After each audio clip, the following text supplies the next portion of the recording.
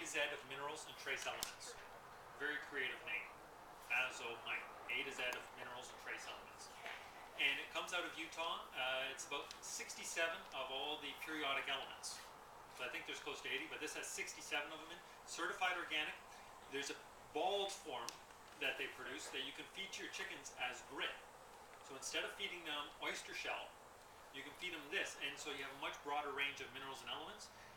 They're a great mineral supplement for animal feed. And so then the chickens are going around your yard pooping that out and fertilizing your soil with all these minerals and trace elements. So it's, just a great permaculture idea. We use it also in our compost and a range of products because it's just such a great diversity of minerals and elements. I think that's the most of it. We do our compost tea for those who are interested. You can buy it from us in bulk. It's a long life tea. It's not like what they brew here, which is a great product but has a very short shelf life.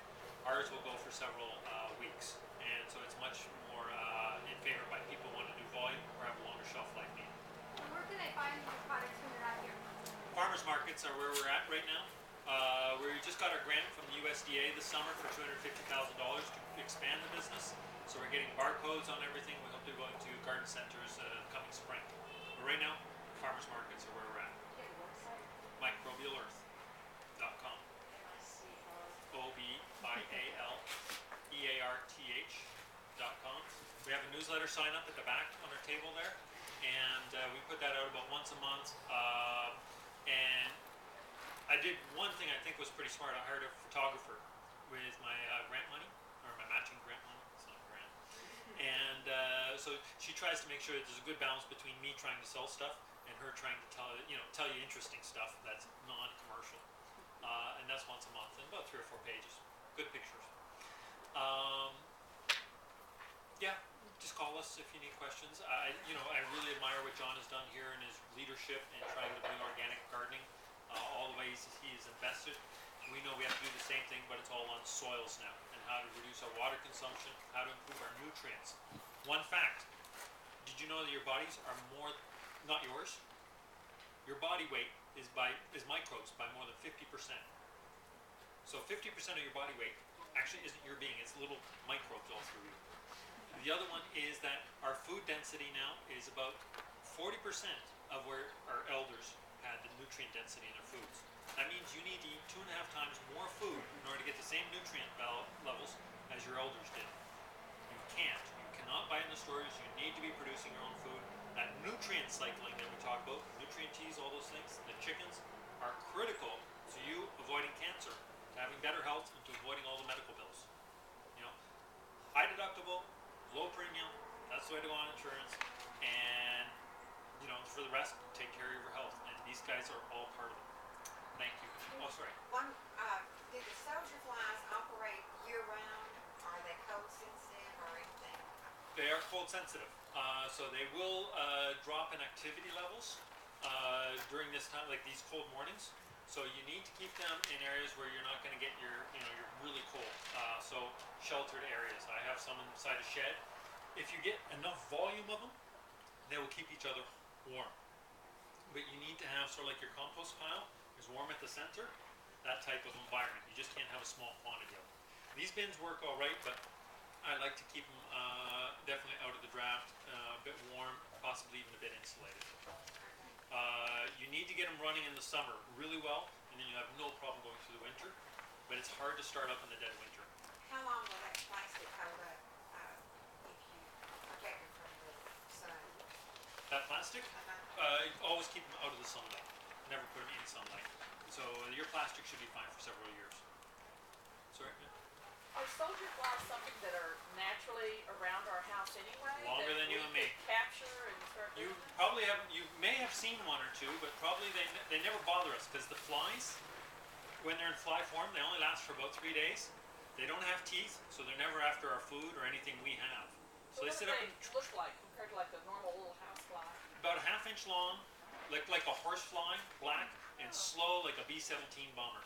You can smack them, you can pet them. Do they bite you? No, they have no teeth.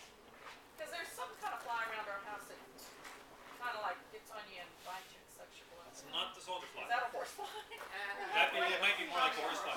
The soldier flies, guaranteed, proven, they don't have teeth. You have have soldier flies in your compost bin, when you get those little white grubs, Okay. and they beat out the worms, those are soldier flies. So you're incubating them naturally. They look, to me, with my untrained eye, to me when I first saw them, I thought they almost looked like a wasp related, because they're kind of more long and Yeah. long. I thought they were some kind of wasp, but they're actually a wasp. And they don't come in the house, they don't bite, they don't transmit disease, they are here naturally. I got sold on this idea a year ago when I was at out in Country Creek a year ago. We use them, and I have a little shaky video of them where I'm showing my chickens. They think it's like crap. I mean, it's just like they're all over. They see you with that gray bucket, and they're just. I might not see any chickens. They see me come out. They're all there. Yeah, but please, get as much value out of your food scraps. Don't send them to the landfill. I'm also vice chair of the Zero Waste Alliance, chair of the Organics Committee, and if you have a chance to help us out, we'd love to set up, besides the funky chicken tour, a compost tour, the Zero Waste, because we need to get this stuff out of the landfills really bad, and we need to get better nutrition for ourselves. We need to recycle this, and that's what it's all about. Yeah, I've got a biopod, and I was wondering, I was thinking of moving it into the greenhouse because it's warmer in there. Yeah. Is that a bad idea? Are the soldier flies going to be able to find it if I've got the roof vent open? Well, not only that, yes, but the grubs that are coming out, hold back 10 or 15%. Just put them in a bit of compost or dirt somewhere, or let them sit in the soil, and so the flies, when they hatch, will be inside the greenhouse. Okay. So, But you were saying about the sun, I should keep the biopod out of the sun? I wouldn't put it in direct sun because UV light, and Yeah. the grubs don't need any light or heat that way. It's just absolute temperature that they're dependent on. So the sun may heat them up a bit, but I wouldn't. We keep ours covered with a tarp.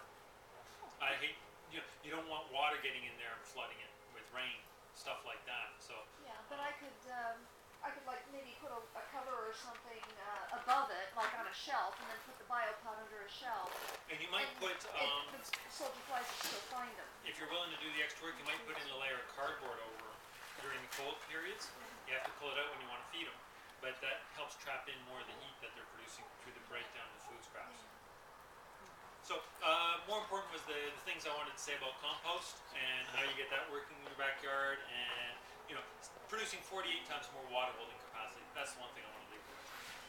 Thank you. Thank you so much.